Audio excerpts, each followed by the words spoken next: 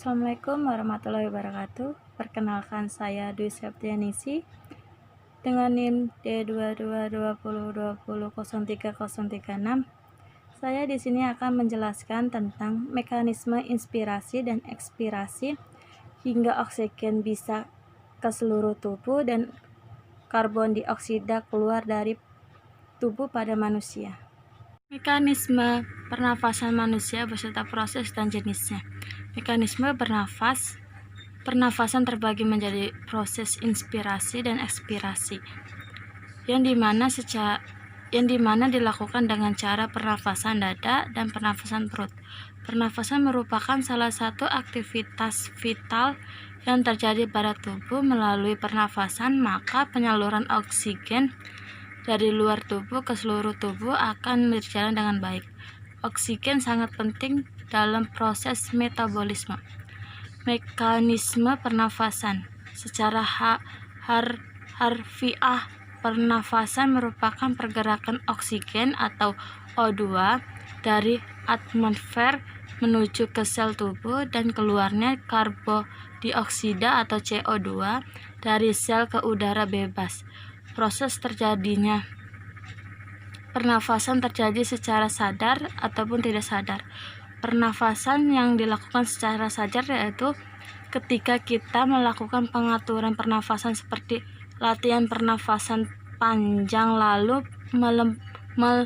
menghempaskannya perlahan, sehingga pernafasan dilakukan tanpa sadar secara otomatis terjadi pada saat tertidur pulas. Adapun proses pernafasan, di sini ada gambar proses pernafasan. Dalam proses pernafasan melibatkan semua organ pernafasan. Organ-organ tersebut bekerja sama untuk membantu tubuh dalam melakukan pertukaran gas antara paru-paru atau alveolus dan pembuluh darah yang selanjutnya disalurkan ke seluruh sel-sel tubuh atau oksigen atau menghembuskan ke udara atau karbon dioksida.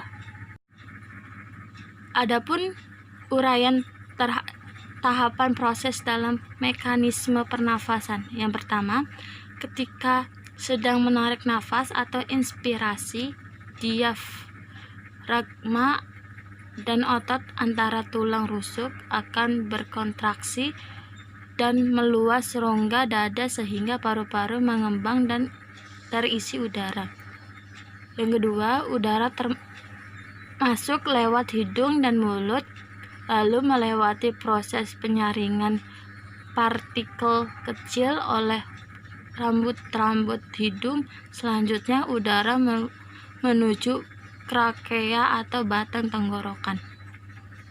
Yang ketiga, udara dari trakea masuk ke dalam paru-paru melewati cabang paru-paru yaitu bronkus, kemudian menuju bronkiolus dan berakhir di alveolus. Yang keempat, ketika udara sampai di alveolus terjadi proses pertukaran antara oksigen dan karbon dioksida pada tubuh darah kapiler, pembuluh darah kapiler. Yang kelima, oksigen masuk ke dalam kapiler, kemudian bersama sel darah merah menuju jantung untuk disebarkan ke seluruh tubuh. Pada saat bersama, karbon dioksida masuk dari kapiler ke arah rongga paru-paru. Di sini juga ada jenis mekanisme pernafasan. Secara bersama, mekanisme pernafasan terbagi menjadi proses inspirasi dan ekspirasi yang dilakukan dengan cara pernafasan dada dan pernafasan perut. Ada berikut penjelasan mengenai mekanisme inspirasi dan ekspirasi. Inspirasi adalah aktivitas menghirup udara dari atmosfer masuk ke dalam tubuh melalui rongga hidung. Istilah lain dari inspirasi adalah inhalasi. Pada proses inspirasi di diafragma dan otot dada akan mengalami kontraksi, volume rongga dada membesar, paru-paru mengembang, dan udara masuk ke paru-paru. Dan ekspirasi adalah aktivitas pelepasan karbon dioksida dari dalam tubuh hingga kemudian dibawa keluar melalui rongga hidung. Ekspirasi disebut juga dengan ekshalasi. Ketika terjadi ekspirasi, diafragma dan otot dada akan mengalami reaksi volume. Volume rongga dada kembali normal karena udara telah keluar dari paru-paru. Penggambaran inspirasi dan ekspirasi dapat dilihat dengan jelas pada gambar berikut.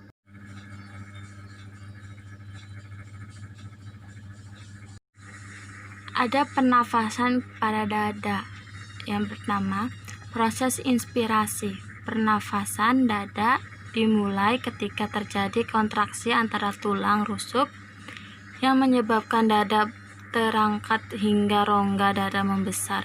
Karena rongga dada membesar, tekanan udara dalam dada lebih kecil daripada tekanan udara luar. Oleh sebab itu, udara luar masuk ke dalam rongga dada menuju paru-paru. Oksigen yang dibawa oleh udara kemudian diikat di alveolus paru-paru. Yang kedua, ada proses ekspirasi. Otot antara tulang rusuk mengalami relaksasi sehingga rongga dada menyempit dan paru-paru mengecil. Karena rongga dada menyempit, tekanan dalam rongga dada lebih besar dibandingkan tekanan udara luar. Oleh sebab itu, udara dalam paru-paru terdorong keluar. Untuk lebih jelasnya, kita ada gambarnya sebagai berikut. Ini gambar udara masuk dan udara keluar. Selain pernafasan dada, adapun pernafasan perut. Proses inspirasi terjadi kontraksi pada diafragma sehingga diafragma tertarik ke bawah menjadi datar. Hal ini menyebabkan rongga dada membesar sehingga tekanan rongga dada menjadi lebih kecil dibandingkan tekanan udara luar. Oleh sebab itu, udara luar kemudian masuk ke dalam paru-paru. Yang kedua, ada proses ekspirasi. Diafragma mengendur lalu naik karena mengalami relaksasi.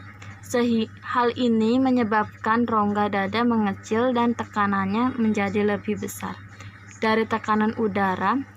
Oleh sebab itu, udara dalam paru-paru terdorong keluar. Untuk lebih jelasnya, di sini kita ada gambar. Ini dia gambar udara masuk dan udara keluar.